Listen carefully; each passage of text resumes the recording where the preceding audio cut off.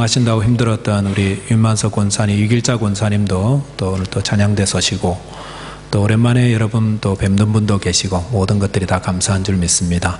또 새해는 주님의 은혜로 예수님만으로 충분한 또 한 해가 되시기를 주님의 이름으로 축원드립니다. 툴리안 차비진이라는 목사님이 계십니다. 외할아버지가 빌리 그레함 목사님이고, 그러니까 어머니가 빌리 그레함 목사님의 따님이 되겠습니다. 믿음의 가문에서 사랑 많이 받고 자랐습니다. 그러니까 어떤 사람이었겠습니까? 훌륭한 사람 된 것이 아니라 그의 젊은 시절은 온통 반항으로 가득 찼었습니다.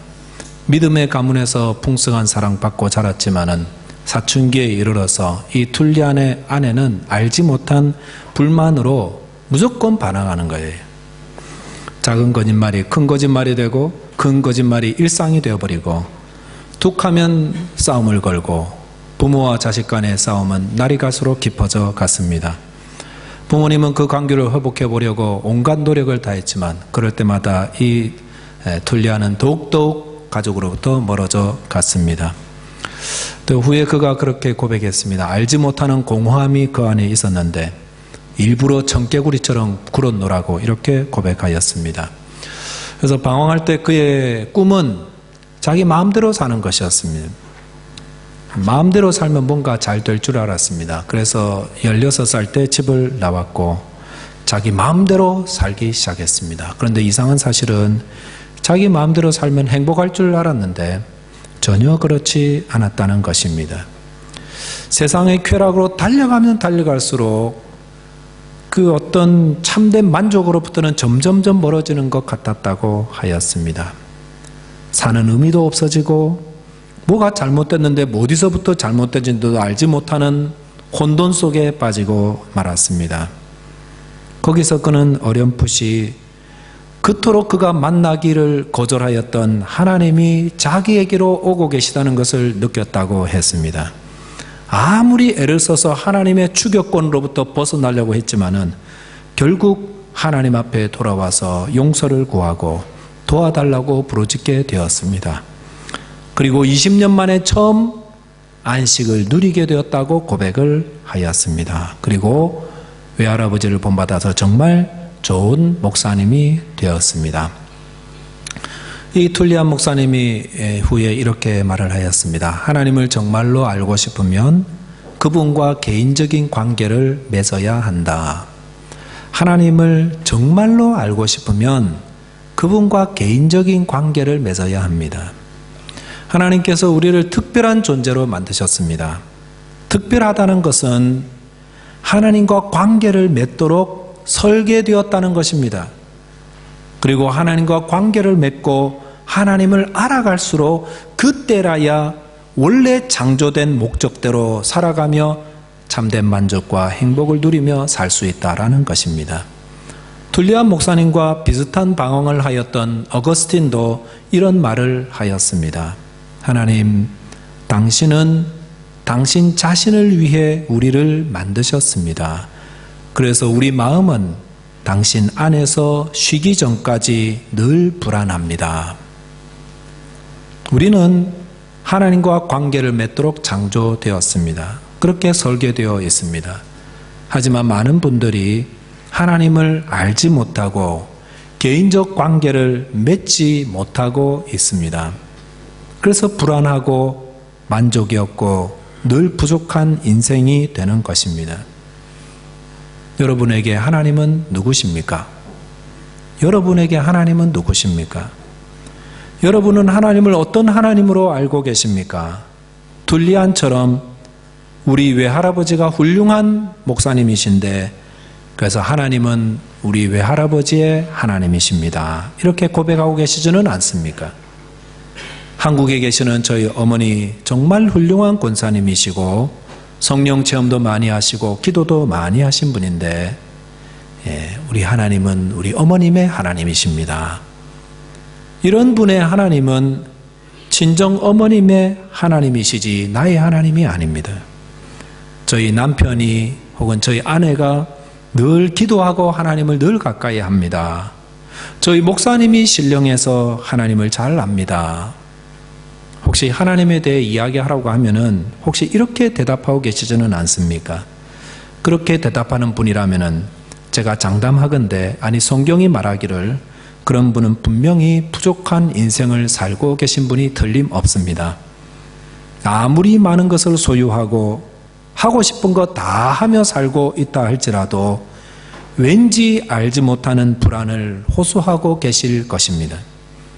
하나님을 개인적으로 알지 못하고 관계를 맺고 살고 있지 않다면 우리는 절대로 복된 삶 살지 못합니다. 만족한 삶, 충만한 삶 살 수가 없습니다. 그래서 올해 저희 교회 표어는 예수님만으로 충분합니다 입니다. 이 교회가, 이 표라는 것이, 이 표가 생소하게 느껴지는 분도 계실 것입니다. 어떻게 예수님만으로 충분한가? 하지만 분명한 사실은 예수님만으로 충분합니다. 예수님만 있으면 됩니다. 아무리 상황이 나빠지고 모든 것이 절망적이라도 예수님을 바로 알고 예수님과 깊은 관계 속에 있으면 모든 것이 충분합니다. 부족함이 없습니다. 우리가 충분하지 않다라고 생각하는 것은 예수님 말고 다른 것으로 나를 자꾸 채우려 하기 때문에 그렇습니다.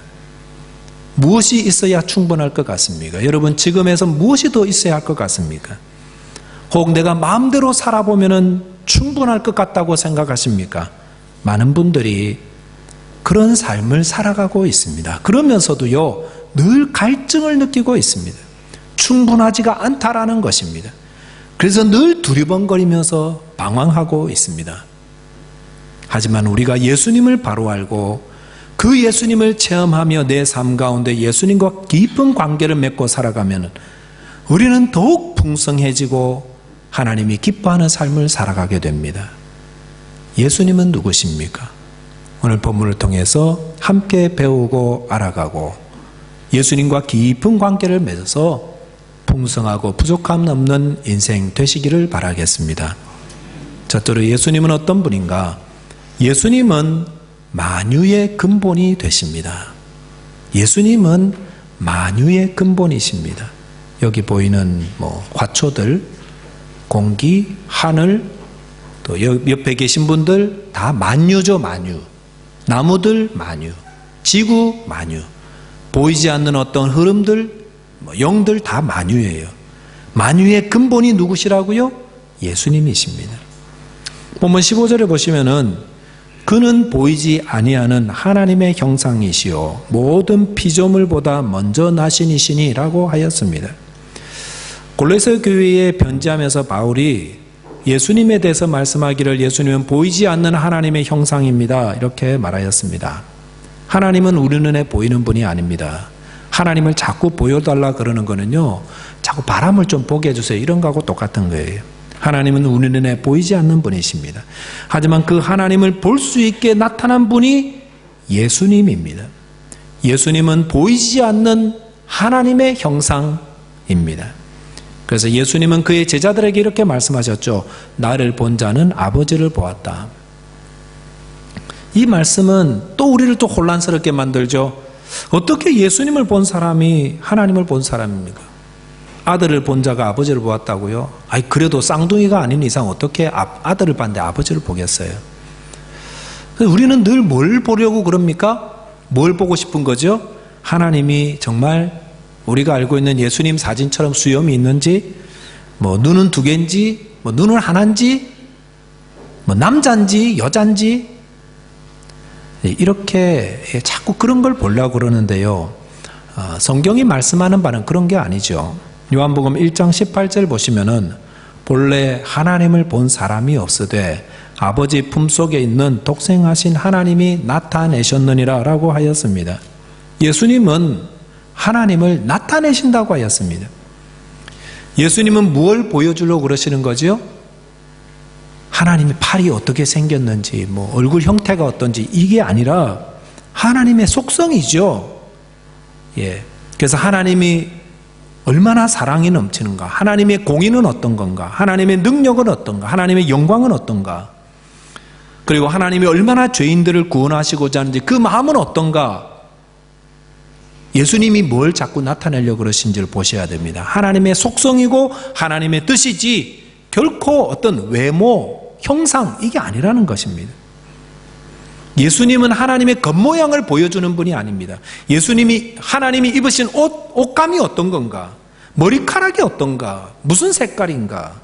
눈이 몇 개고 뭐 하얗고 뭐 이런 게 아니라는 것입니다. 하나님이 어떤 분인지를 그분의 속성, 그분의 능력, 그분의 성품, 그분의 마음을 누가 알려주십니까? 예수님이 알려주시는 것입니다. 하나님은 보이는 분이 아닙니다. 그런데도 하나님 보여주세요. 그러면 믿을게요. 이런 기도가 좀 바꿔져야 됩니다. 하나님을 보여달라고 하지 마시고 하나님을 알아가게 해달라고 기도하시기 바랍니다. 하나님을 알아가게 해달라고. 그래서 어느 날 하나님이 알아지고 하나님이 믿어지고 우리는 그것을 기도해야 합니다. 예수님이 하나님이 어떤 분인지를 우리에게 알려주고 계십니다. 그리고 그 하나님을 예수님을 통해서 알아갈수록 그분을 더 가까이 하게 되고 더 그분을 만나고 싶은 것이라는 것입니다. 우리는 어떻게 하나님을 알아갑니까? 예수님을 통해서 알아갑니다. 그래서 이 바울은 골로새 교회 성도들에게 누굴 먼저 알려줍니까? 예수님이 어떤 분인가 계속 이야기하고 계십니다. 예수님은 어떤 분이십니까? 오늘 성경 보니까 모든 피조물보다 먼저 나신 이라고 하였습니다. 모든 피조물보다 먼저 나시니, 이게 지금 이거 보고요 또 다르게 해석하는 분들이 있어요. 이단들은 뭐라고 하냐면은 예수님이 나셨다고? 그럼 피조물이네 예수님도, 이렇게 말씀한다는 거예요. 그래서 원래 이렇게 전체를 못 보고 한 가지 문구만 보면은요 다 그게 이단으로 넘어가요. 신천지도 그렇고요, 통일교도 그렇고요, 다 문구 하나, 그거 하나만 보고 이야기해요. 여기서 먼저 나신이라는 것은 무엇입니까? 장자라는 뜻이죠. 장자. 여러분, 장자 하면은 어떤 느낌이 드시죠? 장자 계시죠? 예수님은 모든 피조물의 장자다, 이런 의미입니다. 으뜸이다, 가장 뛰어난 분이다. 그래서 우리가 장례식장 가면은 이 집의 장손이 누구야 이렇게 하죠. 장손, 그런 굉장히 무게감이 느껴지고 굉장히 좀 뛰어난 사람처럼 보이잖아요. 여기서 이 성경 말씀은 예수님은 피조물 가운데서 장자와 같이 으뜸이고 뛰어난 분이다 라는 걸로 사용하는 것입니다. 그래서 혹시 예수님도 만들어졌네? 피조물이네? 이런 오해할 사람이 있을까 봐 16절에 곧바로 이렇게 말씀하시죠. 만물이 그에게서 창조되되 하늘과 땅에서 보이는 것들과 보이지 않는 것들과 혹은 왕권들이나 주권들이나 통치자들이나 권세자들이나 만물이 다 그로 말미암고 그를 위하여 창조되었다라고 하였습니다. 이 말씀 보면은 예수님은 누구시죠? 창조주죠. 창조주. 만물이 누구 안에서? 예수님에게서 창조되었다고 했습니다.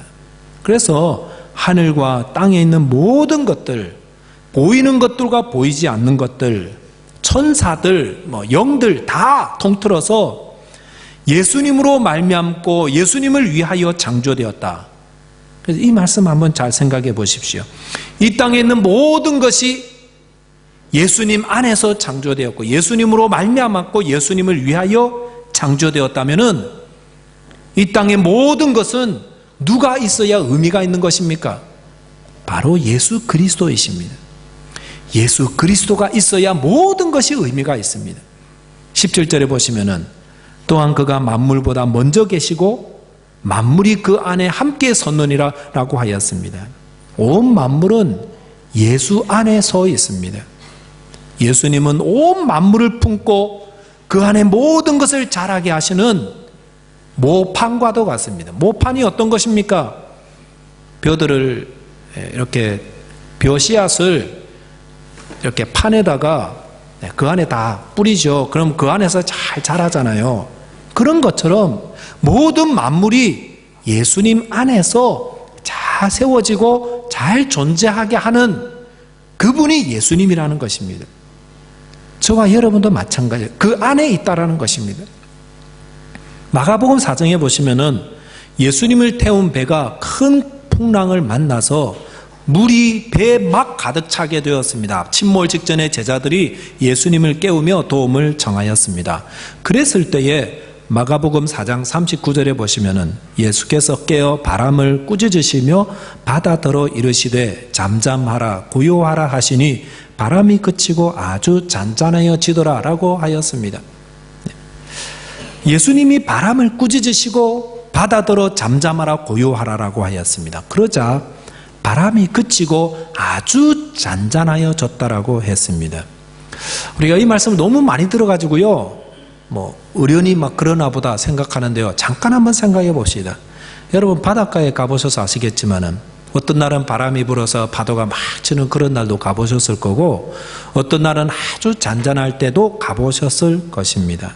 그런데 바람이 불다가 바람이 멈추었다고 해서 파도까지 멈추느냐? 그렇지 않습니다. 파도는 잘 아시겠지만 물의 진동으로 일어나는 것이기 때문에 바람이 멈췄다고 해도 파도는 계속해서 남아 있습니다. 바람은 안 부는데 파도가 높이 치는 그런 날도 있다라는 것입니다. 그런데 오늘 성경 보시니까 바람으로 인해서 바람이 막 풍랑이 일었는데도 바람도 그치고 바다도 아주 잔잔해졌다라고 하였습니다. 어떻게 이런 일이 있을까요? 바람만 그친 게 아니라 바다까지 아주 고요하게 되었습니다. 갑자기 그냥 탁. 그 이유는 예수님께서 바람에게만 꾸짖으신 것이 아니라 바다에게도 잠잠하라 고요하라 명하셨기 때문입니다. 그러자 바다가 바람도 그쳤지만은 바다도 그를 만드신 분의 명령 앞에 그 진동을 멈추고 아주 조용해졌다라는 것입니다. 그래서 이런 모습을 보고 제자들이 심히 무서워했다라고 했습니다. 마가복음 4장 41절에 보시면은 그들이 심히 두려워하여 서로 말하되 그가 누구시기에 바람과 바다도 순종하는가라고 하였습니다. 누구예요? 바람을 만드신 분, 바다를 만드신 분이지요. 제자들은 바람과 바다가 순종하는 것을 보았다고 하였습니다.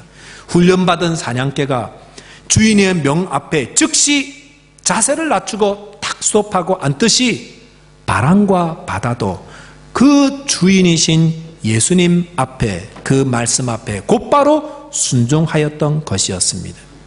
예수님은 누구십니까? 예수님은 만물을 창조하신 분이며 지금도 만물을 보호하시고 보존하시고 운행하시는 분입니다. 모든 만물은 그를 만드신 창조주 말씀 앞에 순종합니다. 근데 딱 한 지체만 불순종하죠. 인간만이 불순종합니다. 인간만이 창조주를 떠난 채 제 마음대로 살려고 합니다. 여러분 마음에 어떤 바람이 불고 있습니까? 어떤 파도가 치고 있습니까? 어떻게 해야 그 바람이 멈추고 마음이 고요함과 평안함을 누릴 수가 있겠습니까? 시편 33편 15절에 보시면 하나님은 우리의 마음을 지으신 분이라고 하였습니다. 이 마음에 일어나는 풍랑은 누가 잠재울 수 있을까요? 마음을 지으신 그분께서 잠잠하라 고요하라 명하시면 우리의 마음이 평안함과 담대함을 얻게 되는 것입니다. 4세기에 크리소스톰이라는 교부 이야기가 예수님만으로 충분한 삶을 사는 좋은 예가 된다고 생각해서 소개해드리겠습니다. 요한 크리소스톰은 황금의 입이라는 별명을 가진 설교자였습니다. 현란한 미사여구를 사용하여서 사람들의 감성을 자극하는 설교자가 아니라 성경 말씀 한 글자 한 글자를 잘 풀어내었던 설교자였습니다. 그러던 중에 황후 유독시아의 동상 제막식이 있었고, 옛날에는 훌륭한 지도자들 동상 만들고 세우고 그랬잖아요. 그래서 많은 사람들이 그 제막식에서 황후를 열광적으로 칭찬하고 막 너무 지나치게 아첨하는 것을 보고 이 크리소스톰이 개탄하며 설교를 쏟아내었습니다. 크리소스톰의 그 적들이 그 설교 내용을 듣고 그걸 왜곡시키고 과장시켜서 황후에게 고발하여 황후에게 크리소스톰이 끌려오게 되었습니다. 황후가 그에게 너 계속해서 그런 식으로 마음대로 멋대로 설교하면 추방시키겠다고 위협하였습니다. 그러자 크리소스톰이 눈 하나 깜짝하지 않고 이렇게 대답했습니다. 이 세상이 제 아버지의 집인데 저를 추방할 수가 없습니다. 그렇다면 너를 죽일 테다. 황후가 다시 위협하였습니다. 제 생명은 그리스도와 함께 하나님 안에 감추어져 있으니 저를 죽일 수 없습니다. 그렇다면 네 재산을 빼앗겠다. 제 재물은 하늘에 있고 제 마음도 거기에 있으니 빼앗을 수 없습니다. 그렇다면 네 친구들을 다 쫓아내고 네 곁에 아무도 없게 만들겠다. 누구든 내게서 떨어뜨릴 수 없는 친구가 하늘에 계십니다. 마음대로 하십시오. 당신이 어떻게 하든 저를 해할 수가 없습니다. 라고 하였습니다. 크리소스톰은요, 절대 권력을 가진 황후 앞에서 이렇게 평안하고 담대하였습니다. 어떻게 그것이 가능했겠습니까? 그것은 자기 안에 예수 그리스도라는 보물만을 바라보고 있기 때문입니다. 그럴 때 누구도 내게서 예수님께 받은 그 보물을 빼앗아갈 수가 없습니다. 이 깨달음과 확신을 가질 때에 우리는 자유로울 수가 있습니다. 평안함을 누릴 수가 있습니다. 예수님만으로 충분한 삶을 살아갈 수가 있습니다.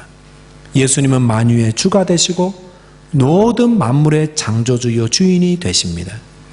그 예수님이 저와 여러분의 주인이 되시며 지금도 다스리시고 보호하고 계십니다. 그분이 주신 것을 빼앗아갈 사람은 아무것도 없습니다. 이 믿음으로 예수님만으로 충분한 삶을 살아가는 저와 여러분 되시기를 주님의 이름으로 축원드리겠습니다. 기도하겠습니다. 하나님 아버지, 저희에게 은혜를 베풀어 주셔서 예수 그리스도로 말미암아 충분한 인생됨을 가르쳐 주신 것을 감사드립니다. 그러나 주님, 우리 안에 있는 욕심이 또 우리 안에 있는 여러 가지 그릇된 죄악이 주님보다는 세상의 다른 것을 더 얻기를 원하고 그런 것들이 채워질 때 충분할 거라고 저희들이 그릇 생각하고 있는 것을 불쌍히 여겨 주십시오. 예수님만이 우리에게 충분함을 알게 하여 주시고 주님만을 바라고 주님만을 알아가고 배워가고 가까이 가고 주님을 만나고 관계를 맺어 주님 2017년은 주님으로 인해서 늘 충만한 인생, 모든 것이 감사하고 기쁨으로 가득하며 평안함과 담대함을 누리는 모든 성도들 되게 하여 주옵소서. 우리 주님 예수 그리스도 이름으로 기도하옵나이다. 아멘.